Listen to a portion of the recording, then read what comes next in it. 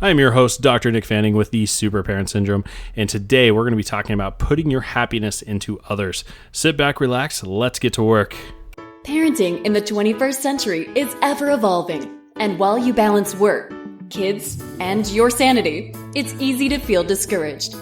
Welcome to the Super Parent Syndrome with your host, Dr. Nick Fanning.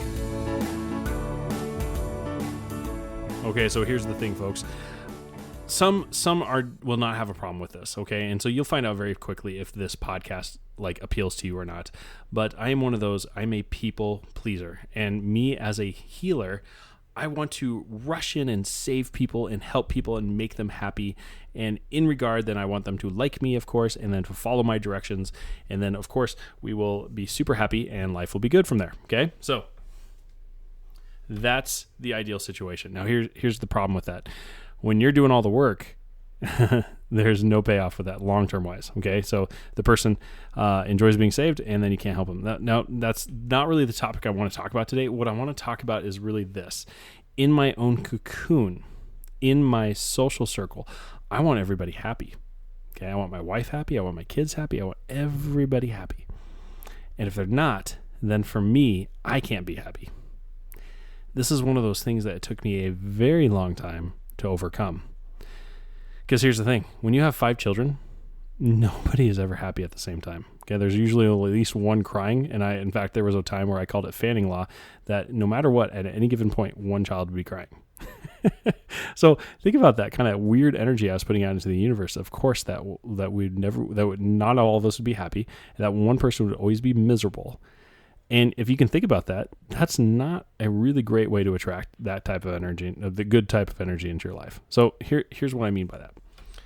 When you allow others to dictate your happiness based on their own levels of happiness, that's a recipe for failure.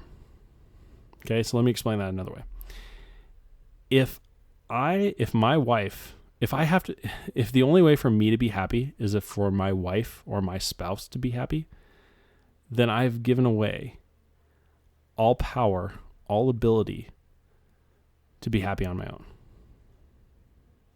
Now, a lot of you are guilty of this. I see it all the time in clients, is that they're like, gosh, if we could keep the peace in the house, I would be happy. Or man, if the wife would be just happy with everything I'm doing, then I could finally rest and relax. Versus the fact of saying what if you could just be happy with your own level of commitment, being happy with the things that you're doing to improve for yourself. Yes, you might be doing it for your spouse, but the act of doing it or the process of doing it is what you should really, truly be happy about.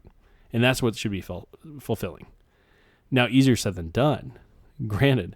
But at the same time, I'm seeing a lot of people out here, especially listening to this podcast, especially as parents, putting all our measures of happiness on how happy and how well our kids are.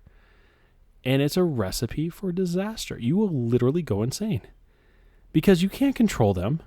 And in fact, half the time, it doesn't even make sense of why they're crying. It could be the fact of they came upstairs and because you wouldn't let them eat the piece of cat poop on the floor, they're crying at you. Okay, now that's one of those things that it's not uncommon as a 4-year-old or a 5-year-old to completely lose their proverbial shit because of that. It's crazy. If you go on Twitter and you look up hashtag, asshole parent, you will see case after case of this where the kid was like, yeah, because I didn't let him stick the fork in the electrical socket, he's crying for 3 minutes, or he's been crying for the last 15 minutes. I'm an asshole parent.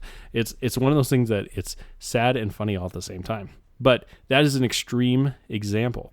And yet it's a pertinent one because you're doing the same thing with your spouses and with your older children and just in general. You're putting all your markers of your own happiness on others. And it's not fair to them, but it's certainly not fair to you. So take back that power. Take that power. What are you going to look at in your own life to understand whether or not you're successful or not, if you're doing the right things or not? At the end of the day, can you put your head on that pillow and just be like, gosh, you know what? I really didn't do my best. And yeah, maybe people weren't happy about it, and maybe somebody else is miserable about it, that I still succeeded. Okay, and for you guys out there, you ladies out there who are dealing with a spouse that has depression, man, my hat goes off to you because that's even harder. because we would do literally anything for this person to make them happy. And we can't even understand why they're sad and why they're so down. And here we are trying to do our very, very best and nothing's working. That's where you truly have to separate yourself, the results from the work, and just understand that the work is what's making you successful. The work itself is what should be providing that happiness for you. To feel like, you know what, I am a damn good husband. I am doing the things that I need to do. And just because they have depression does not mean that it makes me any less of a spouse. And you have to understand that. It has to give you that permission. Same thing with kids. There are going to be some teenagers who have set themselves up for just misery. They're using a unfair comparison online, social media. Maybe it's the fact that they're stressed out about certain things, or they're putting their eggs in a basket of wanting certain people to like them, and they can't. And you're trying to attach yourself to an emotional roller coaster like that during a developmental age. And just because your kids aren't hunky-dory, popular person and happy-go-lucky, that you're not happy, it doesn't work that way. Give yourself permission to let go. And that's the hardest thing you can possibly do. If you need help with that, let me know, because it's a huge topic. Until then, be empowered, love yourself, and just celebrate your wins. You're damn good. And if you're the type of person that's literally listening to this podcast, I know certain things about you. I know that you're a parent trying to be your best. I know you're a person just involved in personal development and working to a whole new level. You're not one of those that are just like, literally on the couch watching Netflix or playing World of Warcraft for hours upon hours. Now, hey, there's nothing wrong with World of Warcraft. I'm a nerd too. In fact, I'm on Neverwinter right now, FYI, but that's a whole nother matter. Don't judge me too harsh. But I'm saying is that if you're devoted to improving your life, then I already know that you're doing your very best, and you're right here with me. So give yourself some credit for that. Until next time, folks, I love you. Keep going. Keep working hard. And this is Dr. Nick Fanning signing off. Thanks for listening to another episode of The Super Parent Syndrome. Please be sure to visit peptalksforparents.com for more content and our free newsletter. And remember, you are not alone.